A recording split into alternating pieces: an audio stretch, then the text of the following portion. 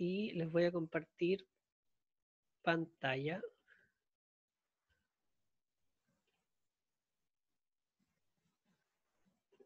Listo. Voy a tener el chat aquí a un lado. Bueno, y ya les dije, bajen los micrófonos también. Entonces, buenas tardes.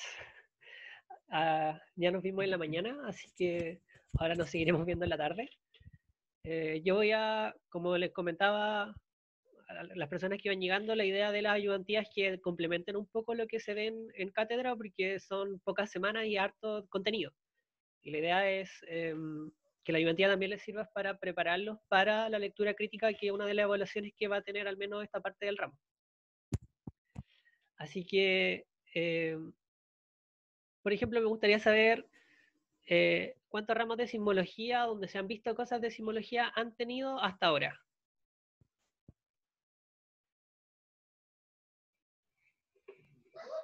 Ramos de sismología, ninguno. O sea, pero ramos donde se hayan visto cosas de sismología.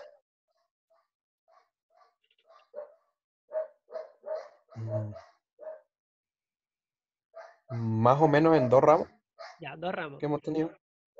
Que vendría siendo como el de primer año y el fundamentos. Sí, era como introducción a la geofísica. Ya. Entonces, la idea va a ser un poco nivelar un poco el conocimiento que tenemos como sismológico para que hablemos el mismo idioma. Así que partamos.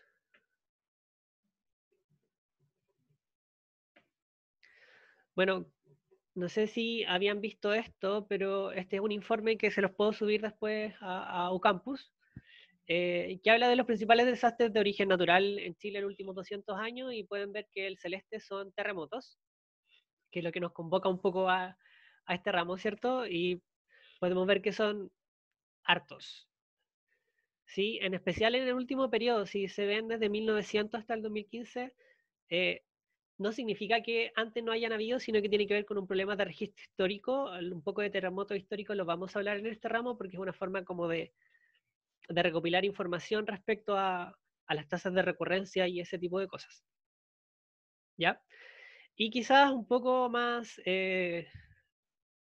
menos terrible hay que decirles como, en verdad, estamos siendo asolados por grandes terremotos con una recurrencia de 20 años, 50 años, 100 años, es que en el fondo los terremotos son una oportunidad, y en este caso, ahí está el documento que les voy a subir, que ha sido un Chile resiliente. Se han creado cosas a partir de los terremotos, es un legado institucional que se llama. Eso quiere decir que se supone, o queremos creer, que después de los grandes terremotos que han ocurrido en Chile, se han tomado medidas, ¿ya? Y quizás la medida más importante fue que el terremoto de 1906 en Valparaíso hizo que viniera un señor llamado Montesud de Valor a instalar un servicio sismológico nacional, y puso las primeras estaciones acá en el Cerro Santa Lucía. ¿Ya? Bueno, y obviamente del 2010 en adelante hubo una revalorización de la institucionalidad que teníamos y se actualizó harto. ¿Ya? Entonces, vamos un poco a materia. Estas son las ondas sísmicas. ¿Ya? Tenemos la onda P, que es una onda de tipo compresiva, ¿cierto?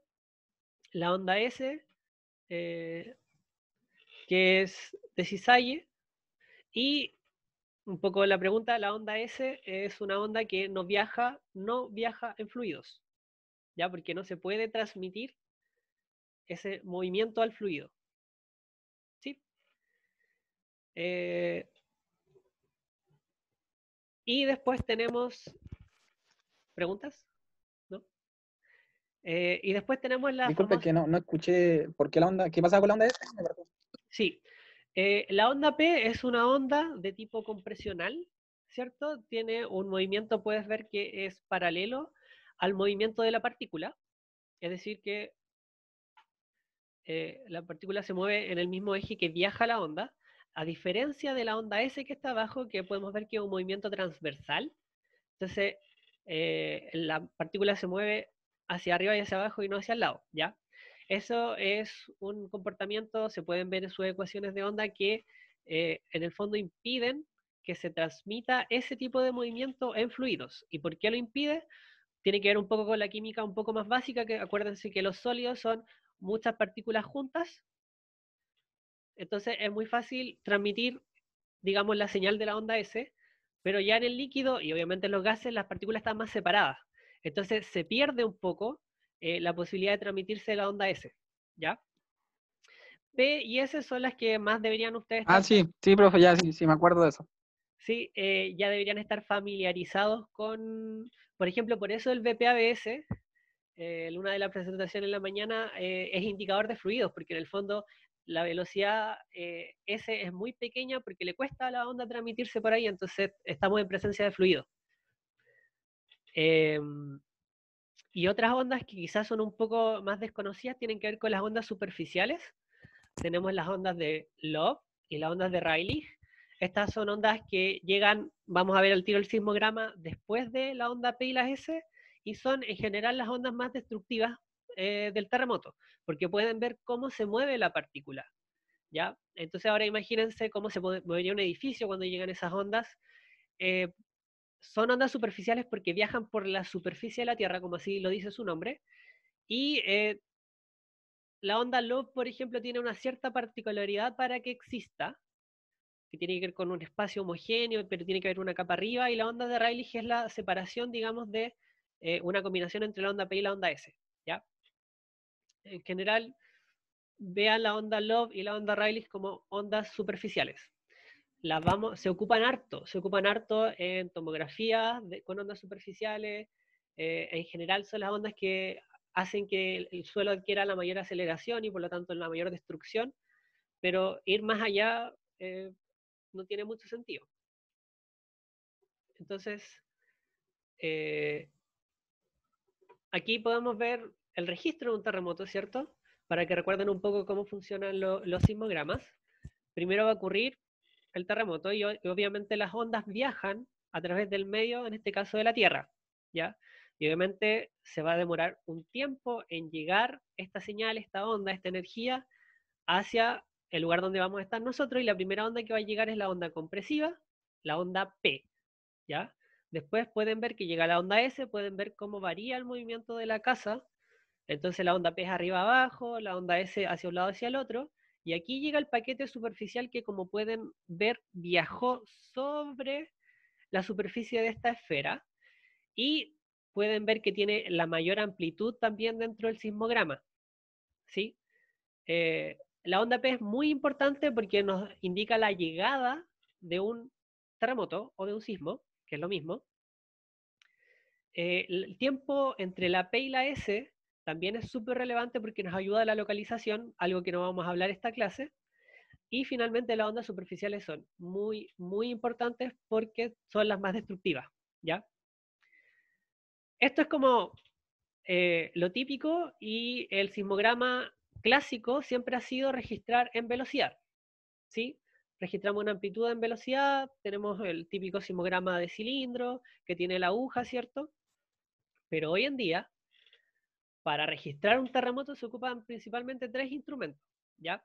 Se ocupa el sismómetro típico, que en el fondo mide la velocidad del suelo. ¿Cuál es el problema de los sismómetros típicos? Es que saturan. ¿Qué quiere decir que satura? Y que la amplitud es más grande que el ancho que tiene el instrumento. Entonces pierde información. Eso se soluciona con un acelerómetro, ya que en el fondo, en vez de estar midiendo la velocidad del suelo, se está midiendo la aceleración del suelo. Y también se está midiendo la posición del suelo, gracias a GPS o GNSS, ¿ya? Y así como en estado del arte, en general los GPS o los GNSS están revolucionando mucho lo que es la sismología clásica, porque se están descubriendo terremotos lentos, se están descubriendo ciertos acoplamientos que antes no. Entonces, como en verdad lo más novedoso del registro de un terremoto está haciendo gracias a los GPS en este momento. Incluso se están haciendo cálculos en tiempo real con GPS, que es algo que hace unos 20 años o 10 años era impensado. ¿Ya? Entonces, tenemos sismogramas donde podemos identificar las ondas de un terremoto. Pero hay que tener cuidado. ¿Por qué? Porque en un sismograma, cuando yo lo vea, no necesariamente me está registrando un terremoto. Por ejemplo, aquí tengo una estación que está cerca del volcán Santa Elena, en Estados Unidos, con una erupción súper importante, mató mucha gente en los 80, y esta estación tiene muchas cosas que parecen sismos, ¿cierto? Y lo que aquí nos demuestran es que esas cosas que parecen ser sismos en verdad corresponden a otros fenómenos naturales, ¿ya? Por ejemplo, aquí tenemos el venado que está corriendo y como los instrumentos son tan sensibles, pueden registrar ese tipo de cosas, ¿ya? Aquí, por ejemplo, tenemos cómo se ve el registro en una estación súper sensible cuando aterriza un helicóptero, ¿ya? Entonces, es súper importante saber que nuestras señales no necesariamente pueden ser de un terremoto. Para la gente que trabaja en terremotos, eso significa que vamos a tener que usar una forma de identificarlas porque vamos a tener muchos y muchos y muchos registros. Y para eso existen procesamientos de filtrado, los terremotos tienen cierta frecuencia específica. Por ejemplo, aquí tenemos un sismo de fracturamiento en un volcán que sí correspondería a un tipo de sismo que es lo mismo que pasa, digamos, en el subsuelo. Y aquí también vamos a ver el registro de un terremoto, 3.5. Y obviamente, vamos a adelantarlo un poquito. Aquí tenemos el terremoto 7.7 que ocurrió en Chile y cómo fue registrado. Entonces, a lo que yo voy con esto es como, para la gente que estudia terremotos, es muy importante saber, imagínense, en Chile debe haber unas más de 300, en Japón hay más de 3.000 estaciones sismológicas, no hay una persona que lo está revisando uno a uno, sino que lo que tiene que hacer es generar códigos que sean capaces de identificar si corresponde a un terremoto y no, y eso es calcularles la frecuencia, filtrar, filtrar, filtrar. ¿Ya? Lo interesante es que el ruido en las señales, para los que no estamos estudiando directamente terremotos, son súper interesantes. ¿Por qué? Porque existe algo llamado tomografía de ruido sísmico, que es algo que vamos a ver en este curso, que en el fondo es que cualquier vibración en el suelo produjo una onda que viajó a través del suelo y como yo la recibo me está dando información. Por ejemplo, y poniéndolo un poco más al contexto, aquí tenemos hace un par de semanas o 3 semanas, no sé, el tiempo parece igual todos los días, salió una noticia de que parece que había bajado la actividad sísmica del mundo, pero en realidad lo que pasa es que el ruido, gracias a la cuarentena, disminuyó las estaciones. Las estaciones son tan sensibles y podemos ver, por ejemplo, esta estación que está en la casona del centro sismológico que se enfrenta a Fantasilandia, para que se den una idea, pleno Santiago Centro, y podemos ver que era una estación bastante ruidosa. Pero, gracias a la cuarentena, podemos ver que bajó ese nivel de ruido y al bajar el nivel de ruido nos permite ver cosas aún más pequeñas. Entonces, lo que nosotros tenemos que detectar tiene que ser al menos más grande que el ruido, ¿ya? Y el ruido es muy usado para otras cosas. No sé si alguno o alguna tiene alguna pregunta respecto a eso. ¿No? No, profe. Ya. Entonces, aquí les tengo el registro del terremoto de Iquique del 2014. No sé si se vaya a escuchar lo suficientemente bien. Voy a subir el video.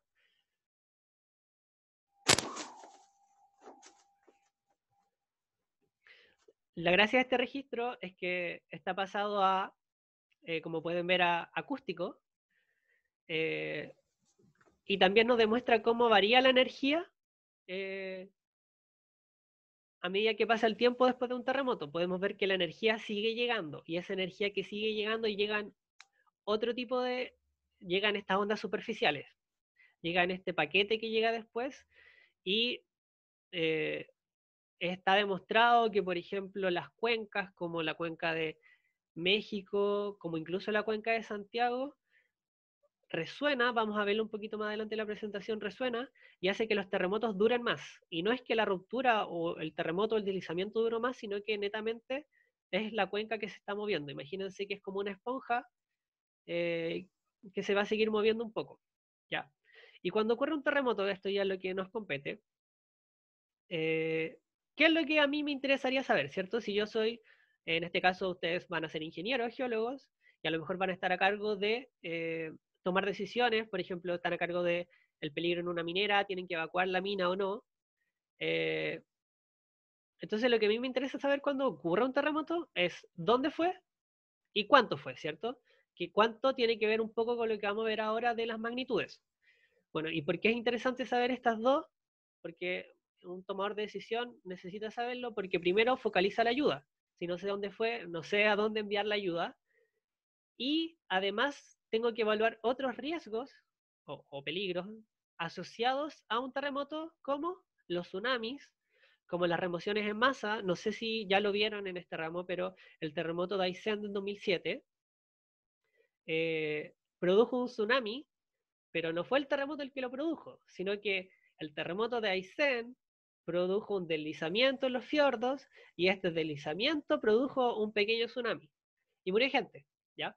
Entonces, eh, en general es súper importante porque el terremoto desencadena otras cosas, ¿ya?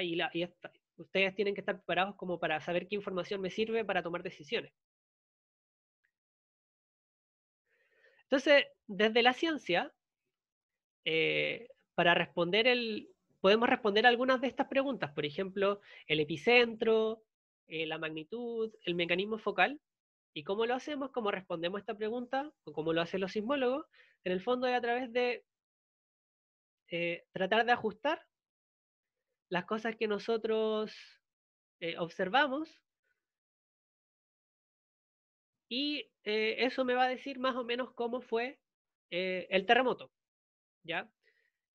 Para calcular la magnitud principalmente se ocupan lo que se llama estaciones de campo cercano o regionales. Quiere decir que, por ejemplo, el centro sismológico, cuando ocurre un terremoto en Chile, tiene estaciones cerca de donde va a ocurrir el terremoto, ¿cierto? Y existen las inversiones telesísmicas que me permiten usar estaciones que están en otros lugares del mundo para calcular una magnitud, ¿ya?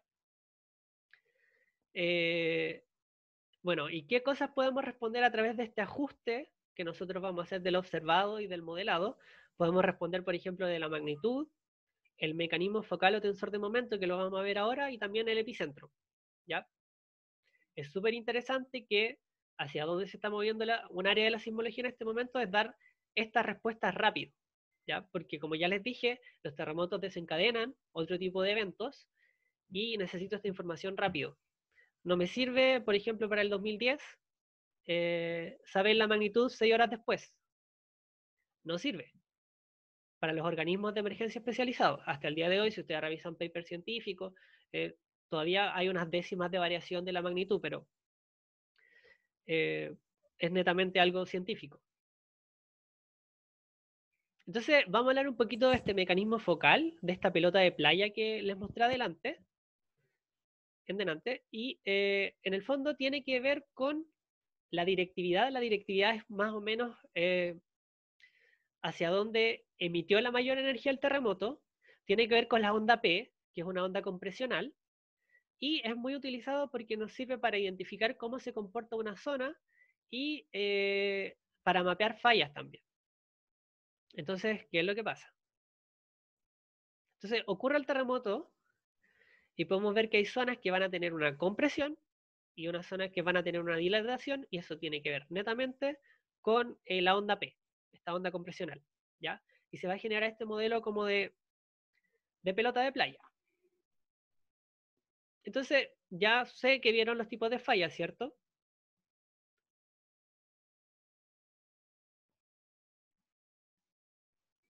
¿Sí? ¿No?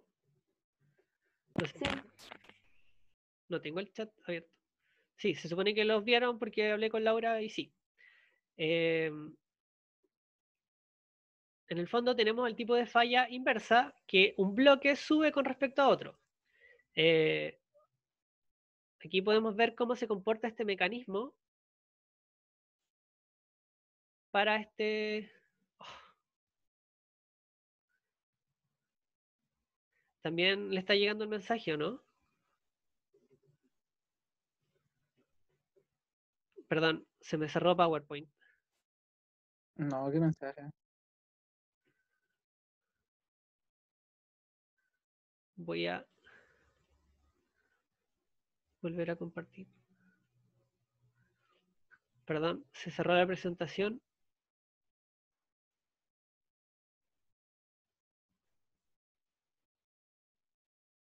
Ya. ¿Ahora sí? Sí, ahora sí. Hasta ahora, algo que no se haya entendido, algo que no tengan claro, algo que no sabían, algo que quieran preguntar. Siento que es harta información en harto poco tiempo, pero ¿no?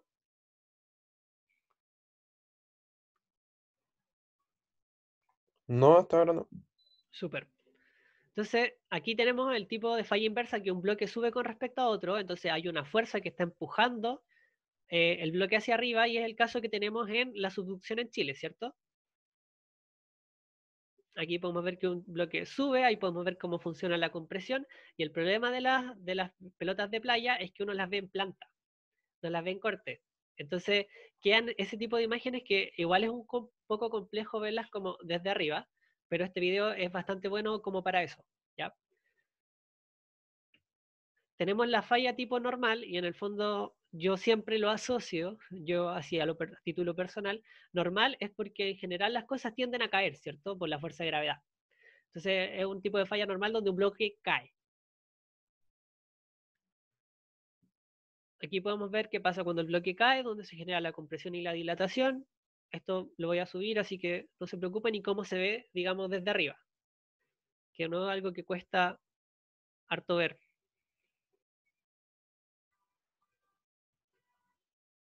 Y también tenemos el tipo de falla de cisalle o transformante, que en el fondo no es un movimiento hacia arriba o hacia abajo, sino que es un movimiento en la horizontal. ¿Sí? Por ejemplo, la falla de San Francisco, que se llama la falla de San Andreas, es de tipo transformante. En Chile en general existen fallas corticales que se comportan así. Les voy a mostrar, por ejemplo, la falla de Liquiñovsky, que se comporta un poco así. ¿Ya? Entonces, aquí viene el resumen. Existen tres tipos de fallas. Las fallas strike slip o, como ya les dije, de este movimiento transformante. Existen las fallas normales y se puede ver como su pelotita es así y las fallas inversas. ¿Ya? Obviamente, en la realidad todo es más complejo y existen combinaciones infinitas de esto con una componente más transformante, con una componente más normal, ¿ya? Entonces, ¿por qué les decía que es interesante esto de los mecanismos focales? Bueno, aparte de en los contextos de subducción que nos dan una idea clara de lo que está pasando, también sirve harto para mapear fallas. Y es algo que en el fondo nos va a indicar cómo se está moviendo esa falla. Y generalmente estos son fallas corticales, que cuesta un poco, no es tan claro ver su movimiento, no es tan claro ver si están activas, no es tan claro ver como el peligro que implica esta falla directamente.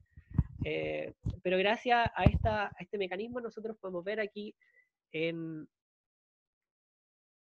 en azul tenemos la famosa falla del Liquiñovsky, ¿ya? Que tiene harta relación con los volcanes, la zona volcánica central, que vendría siendo el sur de Chile. Y podemos ver que tiene un comportamiento más o menos similar a lo largo, y lo mismo pasa con una pequeña falla acá, ¿ya? Entonces es muy interesante porque nos ayuda a ver un poco cómo se están moviendo las cosas abajo. Yo sé que es súper complejo ver estas pelotas de playa, pero en el fondo me ayudan a eso, ver qué está pasando abajo. Yo sé que esto quizás sí lo vieron con Laura, porque de esto lo conversamos un rato, este famoso paper que es un excelente paper estilo review de los grandes terremotos en Chile. Así se llama. Y en el fondo tenemos la sismicidad histórica, que vendrían siendo estas líneas verticales. Este es el norte de Chile, esta es la zona central de Chile y esta es la zona sur de Chile. Y podemos ver que existen zonas donde han ocurrido terremotos con cierta recurrencia y zonas donde no han ocurrido terremotos y ya han ocurrido antes, que se llaman como zonas de gap sísmico, que lo vamos a ver, es un concepto que vamos a ver más adelante en el curso, si es que ya no lo vieron con Laura.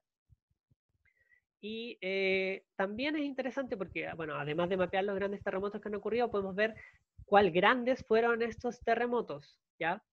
Entonces la línea vertical tiene que ver con qué tan grandes fueron. Imagínense que en 1730 hubo un terremoto muy grande, ¿ya? Más grande que el 8.8. Y también podemos ver cómo se comporta un poco la sismicidad. Creo que ya vieron los tipos de sismicidad que ocurren en Chile, corticales, de subducción, outer-rise, también los vamos a ver, pero está ocurriendo sismicidad en todo el territorio de Chile, ¿ya? Entonces, en general, y el problema es que esos sismos no son iguales, no se producen por lo mismo, no están a la misma profundidad, primera cosa, tienen una directividad distinta, la energía se comporta de forma distinta, y en Chile se tiende a trabajar el peligro con los sismos que podemos ver en la costa, ¿ya? Esto se llama los sismos típicos de subducción, como el terremoto de San Antonio en el 85, como el terremoto del Maule, como el terremoto de Iquique, como el terremoto de Illapel. Pero existen otro tipo de terremotos, como el terremoto de Chillán en 1939, o el terremoto de Tocopilla, que ocurrieron dentro del continente, fueron intraplaca, digamos, y causaron mucho más daño que los que ocurren en costa. De hecho, Chillán se llama Chillán Viejo y Chillán Nuevo porque ese terremoto lo destruyó. El terremoto más mortífero en la historia de Chile también, registrado. Y también tenemos en la cordillera una zona donde están ubicadas las principales mineras en Chile, súper importante. Terremotos que son profundos y también terremotos que son superficiales corticales, ¿ya? Y hubo un terremoto muy famoso en 1958, el terremoto de las Melosas, que se sintió en la cordillera de Santiago y en la cordillera de Rancagua.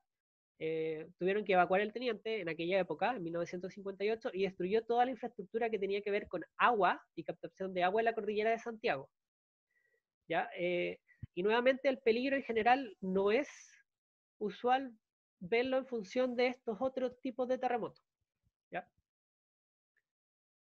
Entonces, hablé de los tipos de terremotos, también lo debieron haber visto con Laura. Existen los terremotos interplaca, que serían los típicos, que ocurren donde está la placa de Nazca, una placa oceánica, subductando bajo una placa continental, que sería la placa de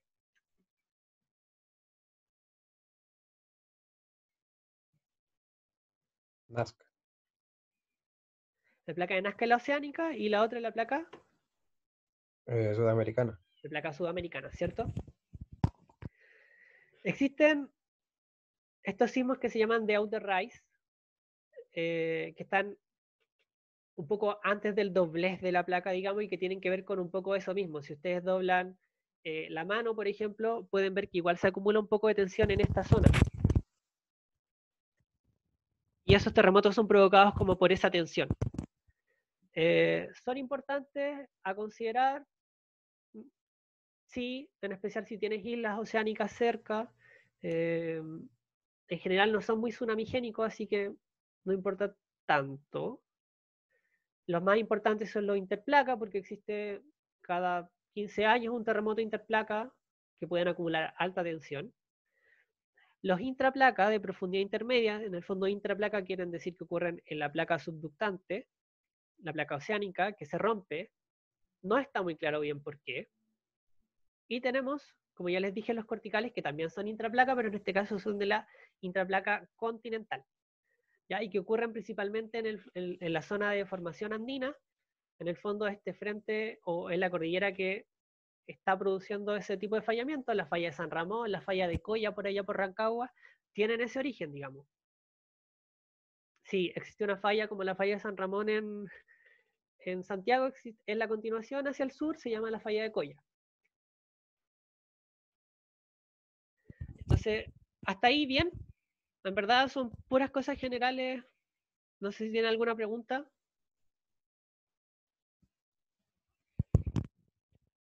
No, hasta el momento. ¿No hasta el momento? Ya. Entonces, ahora vamos como el cuánto, ¿cierto? Y en nuestro caso, quiero decir en el caso de la geociencia principalmente, lo que nos interesa es la magnitud y no la intensidad, ¿ya? Vamos a ver ya cuál es la diferencia entre magnitud e intensidad, pero en el fondo la magnitud es algo que nos permite ordenar a los sismos en términos de energía independiente de los efectos, ¿ya? Esto es súper importante porque vamos a ver más adelante que, como ya les dije, existen cosas que pasan en ciertas zonas producto de un terremoto que no tienen que ver mucho con el terremoto en sí, sino que tienen que ver como el comportamiento. Y por lo tanto necesitamos una forma de medir esta energía y de hacerla comparativa también. ¿Y por qué necesitamos hacer la comparativa? ¿Por qué?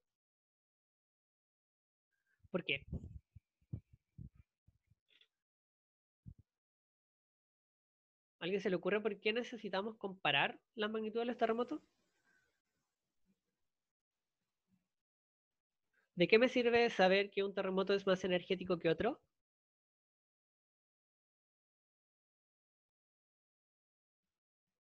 ¿No?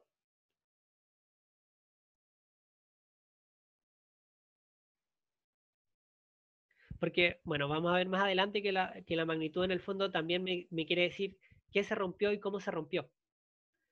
Entonces, si nosotros podemos comparar esa magnitud con otro, nos puede decir cómo se va a romper otra cosa si es que fue la misma magnitud. No sé si se está entendiendo. Existen muchas formas de hacer estas escalas, muchas. Existe la magnitud local, la coda, la magnitud de momento, la magnitud de onda de cuerpo, la magnitud superficial, existen muchas. ¿Y por qué existen tantas? Principalmente porque la instrumentación sismológica es de 1900 más o menos. Entonces, mientras más registro hay, eh, nos vamos a empezar a dar cuenta, que es la imagen que está al otro lado, que nuestras escalas saturan. ¿Qué quiere decir eso? Que después de cierto valor de energía liberada, mi escala es incapaz de diferenciar los terremotos. ¿Sí? ¿Se entiende eso de la saturación? Por ejemplo, el terremoto de Valdivia de 1960 hizo que la comunidad sismológica mundial en aquella época tuviera que replantearse el cómo medía esta energía liberada porque saturó la escala que existía en ese momento. ¿Ya? Bueno, y además el terremoto de Valdivia permitió ver los modos de oscilación de la Tierra, que en el fondo es como le gusta oscilar a la Tierra cuando es perturbada. Nosotros vamos a ver dos. Vamos a ver la magnitud local. La magnitud local fue creada por Richter en 1935. ¿Por qué la magnitud local es importante? Porque en general la magnitud local se usa para sismos pequeños. Yo sé que pequeño es algo súper cualitativo y subjetivo, pero por ejemplo en sismicidad volcánica se ocupa mucho la magnitud local. Cuando un sismo es perceptible, pero no es tan grande como para aplicar la otra escala que vamos a ver, se ocupa harto la magnitud local, la sismicidad inducida, por ejemplo, del fracking, trabaja mucho con magnitud local, entonces, si bien es algo súper antiguo y que quizás podría estar desactualizado, aquí lo vamos a ver. Por ejemplo, la magnitud local es la amplitud máxima de un sismo en milímetros por un sismómetro Wood-Anderson, un sismómetro que no se fabrica hoy en día, menos la amplitud máxima del mismo, pero que en el fondo está corregido por una distancia que cumple que a 100 kilómetros de la distancia epicentral, esta amplitud es de 0.001 milímetros. ¿Ya? Es algo netamente práctico en su época, que en el fondo es una escala empírica.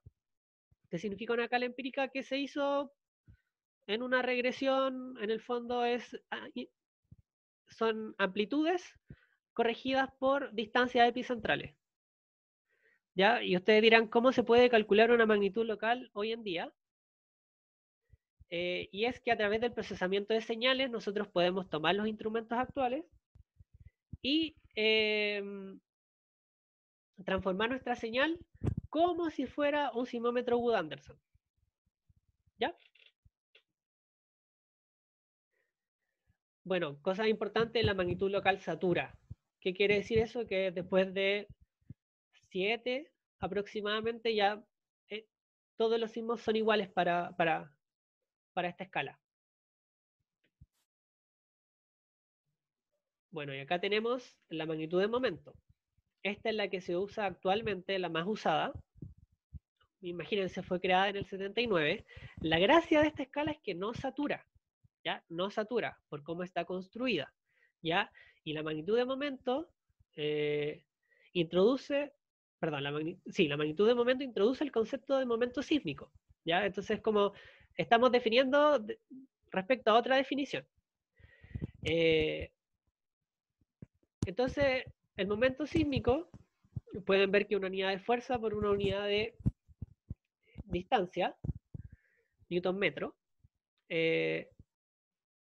y tiene dos formas de calcularse la magnitud de momento dependiendo de si estoy en CGS o en MKS. ¿Sí? Es decir, si estoy en el sistema internacional o en el sistema gramo, centímetro, segundo. Bueno, el momento sísmico ya le dije que algo que se introdujo en esta definición y tiene varias formas de calcularse, ¿ya? En general se usa el análisis espectral, que no lo vamos a ver ahora porque no tiene mucho sentido, y también se ocupa mucho la inversión del tensor de momento para calcular el momento sísmico, pero nosotros vamos a usar una fórmula que incluye el módulo de rigidez de la corteza, el área de ruptura en el plano de falla y el deslizamiento promedio del terremoto. Ya es bastante simple. En el fondo, los terremotos no son puntos, eso asume el momento sísmico, sino que hay un área que se está deslizando y se desliza una cierta cantidad de distancia. ¿Sí? Esto debieron haberlo visto en fundamentos.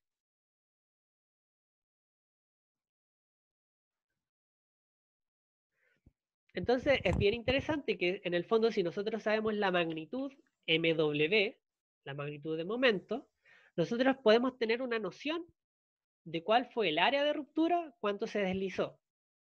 ¿Sí? Entonces me da al tiro la magnitud, me lleva a parámetros físicos que son súper importantes. ¿Sí?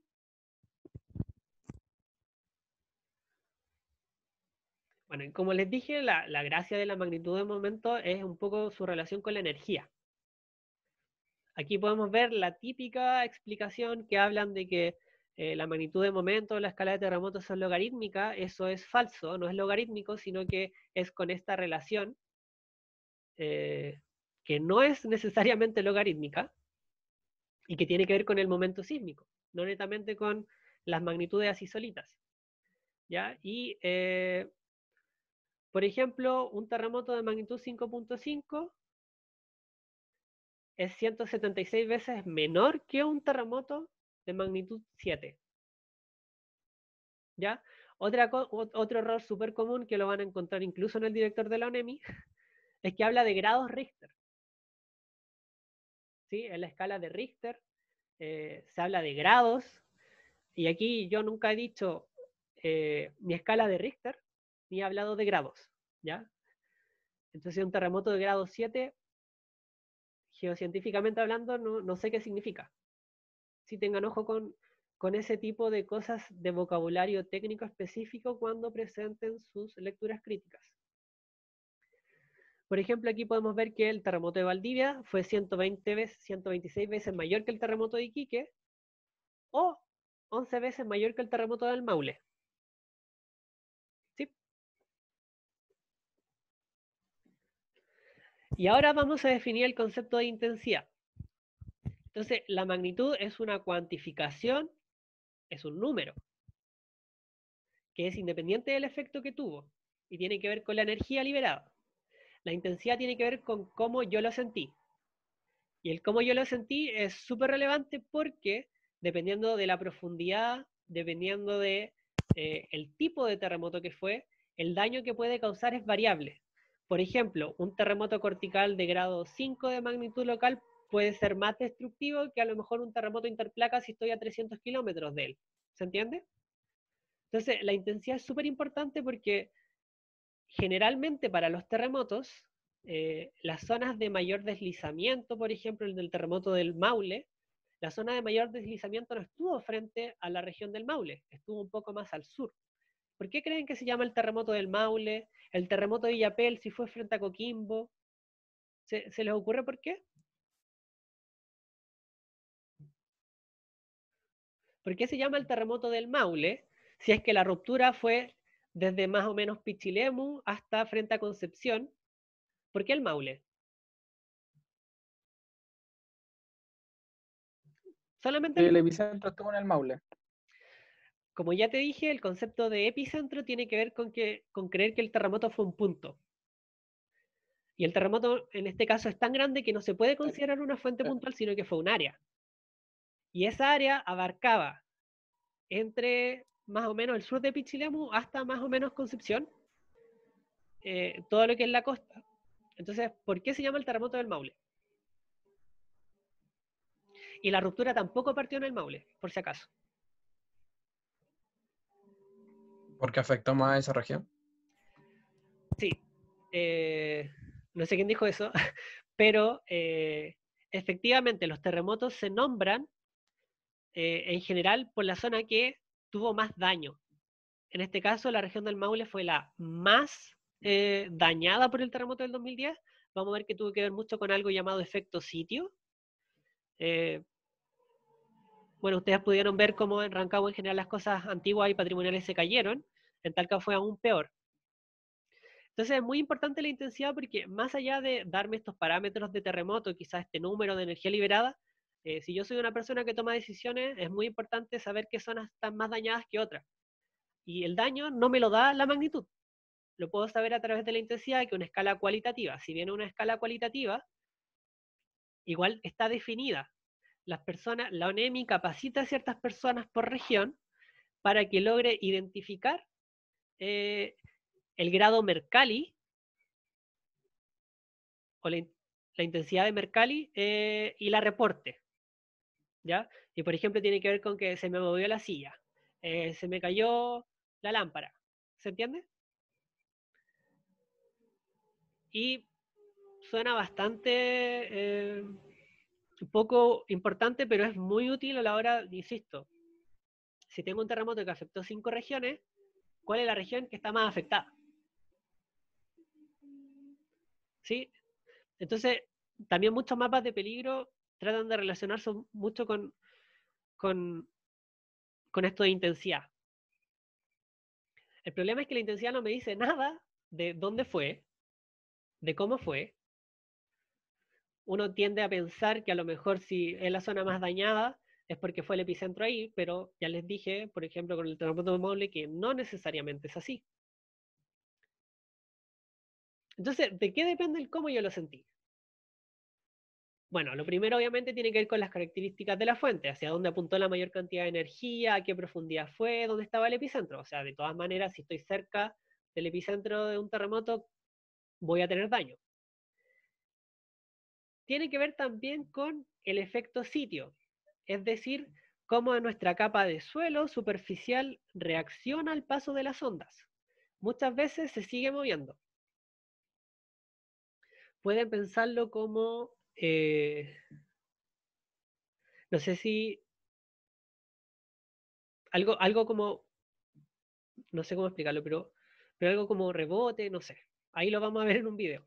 Y también tiene que ver con el espectro de respuesta, y el espectro de respuesta es un concepto netamente de ingeniería, y que tiene que ver cómo se comportan ciertos edificios a las ondas sísmicas.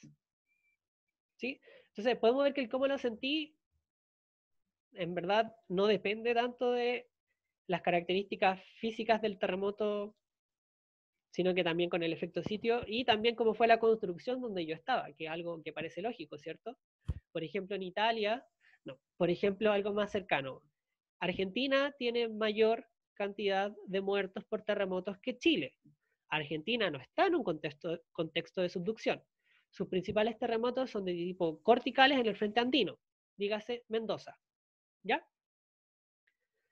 Y lo que pasa es que las construcciones de Argentina no tienen una norma sísmica o no tenían durante mucho tiempo una norma sísmica, por lo tanto, obviamente van a tener muchos más muertos porque su espectro de respuesta no estaba siendo considerado de los efectos de un terremoto. ¿sí? Por eso mucha gente dice, ¿cómo puede ser que en Haití haya un terremoto de magnitud 6, magnitud de momento incluso, y se caiga toda la isla? Y es como, obvio que se va a caer toda la isla si las construcciones en Haití eran deficientes, ¿sí? Y voy a tener más destrucción con un terremoto de magnitud 6 que la destrucción que ocurre con un terremoto de magnitud 8.8 en Chile.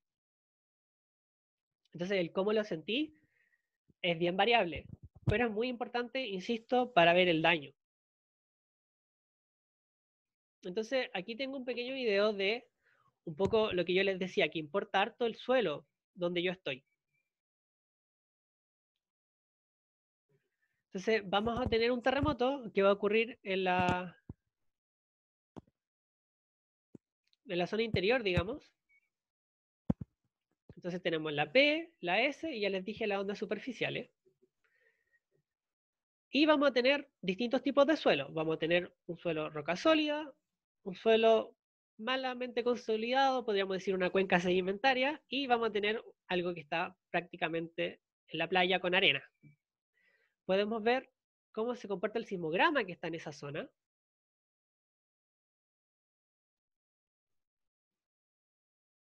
Aquí ya les dije que viene lo más destructivo.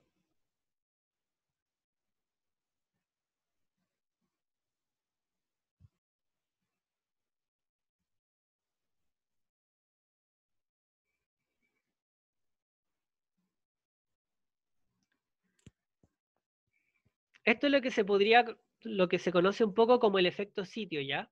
Que importa harto el sitio en el que yo estoy, en el cómo se va a comportar frente a un terremoto. Las estaciones sismológicas en Chile se tienen que instalar en una roca sólida, ¿ya? No se instalan en suelo orgánico, se tienen que instalar, de hecho, se hacen perforaciones en roca o en extrusivos, ¿ya? ¿Por qué? Porque también existen estaciones que están dentro de los edificios principalmente para mirar cómo se comporta esto del efecto sitio, ¿ya? Es muy interesante ver los sismogramas, es el mismo terremoto, pero los sismogramas son muy distintos, ¿ya? Lo que ocurre acá donde dice como saturado con agua, en el fondo de la playa, es lo que se conoce como licuefacción, que vamos a ver más adelante, o si es que han tenido un ramo, han escuchado esa palabra, es lo más terrible que se le puede decir a un ingeniero civil, que en el fondo, donde tú construiste, estás haciendo que el terremoto se acelere 3, 4 o 5 veces a lo que realmente fue, y en el fondo se cambie el comportamiento dinámico de tu suelo y se deje de comportar como un sólido, ¿ya? Y hasta antes del 2010, no se tenían registros de efecto de licuefacción en Chile. Después del terremoto del 2010, efectivamente se comprobó que hubo zonas donde hubo licuefacción, ¿ya? Entonces, es algo que hay que empezar a considerar también porque mejores registros también nos han indicado mejores comportamientos. Y aquí tenemos un poco lo que se conoce como el espectro de respuesta, que tenemos el terremoto, y este terremoto va a tener distintas frecuencias. Puede ser un terremoto con alta frecuencia, mediana frecuencia, alta frecuencia, que también tiene que ver con qué tan alejado estoy de la fuente. Mientras más alejado se produce este efecto Doppler, ¿cierto? Como que se alarga un poco la onda. Y podemos ver que si justo pasa que estoy en el periodo donde resuena o dentro de los modos de movimiento de mi edificio, el edificio se va a caer. En México hubo un terremoto también en el año 85, muy famoso, hay un documental en Netflix, si lo quieren ver, que habla un poco de que este terremoto destruyó edificios de más de cierta altura. Y eso es notable porque y netamente tiene que ver con que la Ciudad de México, ¿dónde está construida Ciudad de México? Sobre un lago, ¿cierto? Entonces todo ese sedimento hace que el efecto sitio en Ciudad de México sea increíble y produzca este tipo de cosas. Por ejemplo, hay terremotos que ocurren, la subducción en México estará a unos 300 kilómetros en su costa, y hay muchos terremotos incluso que llegan y destruyen más Ciudad de México que todo lo que recorrió los 300 kilómetros hasta llegar a la onda.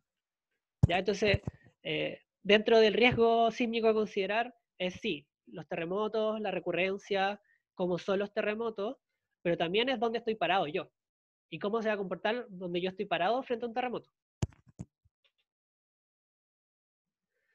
Entonces, esto ya es como para cerrar un poquito. La magnitud en Chile es calculada por un organismo técnico, que es el Centro Sismológico Nacional. Ustedes podrán ver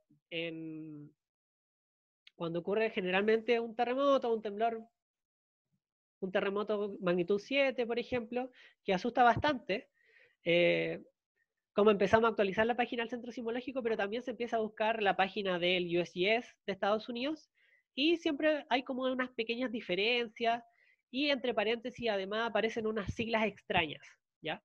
Estas siglas, por ejemplo, la que yo puse ahí, que es GUC, significa que la magnitud de momento que yo estoy viendo fue calculada por Geofísica Universidad de Chile. Se dejaron ese nombre, el Centro Sismológico, porque era una convención que ya estaba de hace años, ¿ya? Y por ejemplo, podría decir entre paréntesis USGS. Y es porque el Servicio de Geología de Estados Unidos a lo mejor usó telesísmica para calcular esa magnitud de momento y el Centro Sismológico ocupó estaciones cerca, ¿ya? Ninguna de las dos está bien o está mal. Simplemente la metodología en tiempo rápido varió, pero con el tiempo y con cálculos mucho más precisos se llega a la misma magnitud, ¿ya? Y la intensidad, es decir, el cómo lo sentí, el tipo de daño, lo reporta la Oficina Nacional de Emergencia directamente, porque ya les dije que tenía estas personas especializadas, capacitadas en cada una de las regiones, ¿ya? Entonces, la magnitud, centro sismológico, la intensidad, la ONEMI. Eso vendría siendo un poco la presentación. No sé si tienen alguna duda. Bueno, en general, de sismología, al menos mi universidad tiene harto background, así que si dije algunas cosas que no se entendieron, dígamelas al tiro. Como saben, el Centro Sismológico Nacional está en el mismo departamento donde yo estudié, así que a veces como que se logra difundir un poco el conocimiento hacia los estudiantes. ¿Alguna pregunta? Entonces, en los trabajos que ustedes van a leer, van a ver trabajos de efectos sitio, van a ver trabajos de terremotos históricos, van a ver trabajos de tasas de recurrencia, modelos de predicción, etcétera, etcétera, etcétera. ¿Alguna pregunta? No he puesto el chat en todo este rato. No. ¿Alguna pregunta? ¿Sí? ¿Quedó clarito? ¿Tú? ¿Quién es yo? Camila, Camila, pregúntame. me perdí cuando habla de saturar. ¿Qué significa cuando está saturado? ¿Qué significa que esté saturado? Bueno, nombré la saturación en dos partes, en verdad, de la presentación. Cuando estaba explicando las magnitudes. Esta. Como Sí. tú puedes ver, aquí nosotros tenemos la magnitud, dígase magnitud superficial, de coda. Hay un montón de formas de calcular la magnitud. Realmente hay un montón. Y tenemos la magnitud de momento, que es esta que nunca satura, que ya les dije que en el fondo tiene que ver con la energía y por cómo está construida, nunca satura. ¿Qué significa que sature? Que tú puedes ver que si, por ejemplo, la magnitud de onda de cuerpo supera la magnitud 6.5, aunque el terremoto libere más energía que el 6.5, esta magnitud se va a quedar estancada en ese número.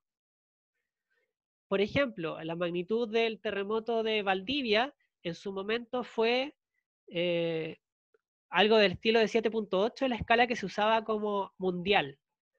Y obviamente por el área desplazada, por la cantidad de daño causado y por el gigante tsunami que incluso mató gente en el Asia, dijeron, ok, nuestra escala está mala porque no puede ser que un terremoto que tuvo la misma número causó tanto menos destrucción y liberó tanto menos energía. Entonces aquí puedes ver cómo saturan estas escalas. Quiere decir que llegado a cierto valor calculado para esta escala, no puedo seguir creciendo en valor. Entonces satura, es incapaz de ver y de darme la información que yo le estoy pidiendo. La magnitud local, por ejemplo, se comporta bastante similar a la magnitud de momento en momentos chicos. De hecho, la magnitud de momento, como ya les dije, considera un área. Cuando son sismos bastante pequeños, que son fuente puntual, la magnitud local funciona fantástico. Por eso se ocupa, por ejemplo, en volcanes. Pero llega el punto en que todas estas escalas no funcionan. No funcionan porque son incapaz de ver la diferencia entre un 8 y un 9 en magnitud de momento porque se quedan pegadas y no sé si se entiende el concepto de saturar. Como que en el fondo llegamos al límite de la información que me podrían entregar y hay información que no me está dando. Ya. Súper. ¿Alguna otra pregunta?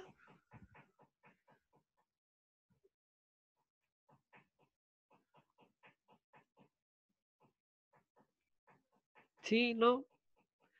Fue lo mismo que vieron con Laura, fue distinto. Algo que no se entendió, hay algo que ya supieran, por ejemplo, ya sabían algunas cosas de esta presentación que no se sabía. Si me pueden decir, si es que quieren. Si no, lo dejamos hasta acá y pueden ir a preparar las presentaciones de prospección, los que todavía les falte. La mayoría de la presentación, al menos teníamos noción, yo creo que todos, pero igual tiempo, así que no.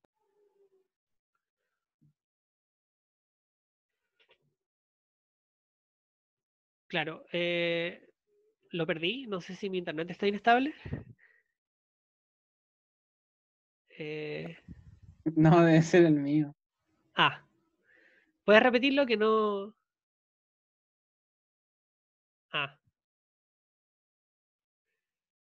Sí. Claro, en el fondo este era un repaso súper importante porque se van a enfrentar, como ya les dije, a artículos que van a hablar de aceleración de suelo, efectos sitio, magnitudes históricas. Generalmente los terremotos históricos se revisan por función de su daño. Entonces existe una forma quizás de transformar o de homologar a ciertos parámetros, me pueden indicar más o menos cómo fue el terremoto, pero no estoy seguro. Entonces hay harto ahí de supuestos que se toman. Por ejemplo, imagínense, el terremoto de 1730 fue gigante, de hecho mató un quinto de la población de Santiago, pero, no hay registro, sino que es solamente una reconstrucción respecto al daño, crónica, hay gente que dedica su vida a estudiar terremotos históricos. ¿Y por qué lo hace? Porque en el fondo, mientras más sepamos del pasado, vamos a ver mejor cómo se van a comportar las cosas para el futuro. De hecho, el terremoto de 1730 indica que puede haber otro terremoto cada 200 años, súper grande en la zona central de Chile. No sé, ahí hay una discusión abierta. Por cierto, les voy a postear en el foro que el día de mañana, no sé cómo están con las clases, hay una charla vía Zoom de un compañero de geología de la Universidad de Chile que ya es geólogo y que hizo su memoria en la geociencia y la cosmovisión mapuche. ¿Ya? Y lo que es interesante, yo que pude asistir a su defensa, fue que como él rescata mitos y leyendas mapuches para reconstruir la historia geológica. Bueno, y más que eso también es como interactúan, digamos, la geociencia y la cultura mapuche, pero en el fondo como una herramienta que los geólogos o los geocientistas no ocupamos mucho, que puede ser un mito o una leyenda, efectivamente tiene una relación con el contexto geológico donde ocurrieron. Ya se los voy a postear por si a alguno o alguno le interesa. ¿Estamos? ¿Dudas?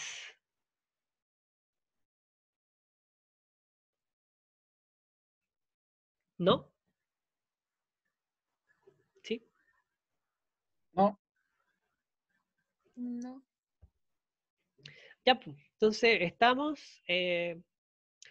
Yo voy a, mientras Laura está en este ramo, yo voy a ayudarle un poco con las ayudantías. La idea es que, lo mismo que prospección, vayamos como pregunten. Y bueno, viene lectura crítica también acá. ¿Ya? Eso. Así que nos vemos en ya. prospección, supongo. ¿Todas y todas están en prospección? Sí. Sí. Ya. Entonces, vamos a descansar un ratito antes de prospección. Súper. Voy a subir esta clase. Y voy a tratar de subir los videos comprimidos y la presentación también. Entonces, finalizar.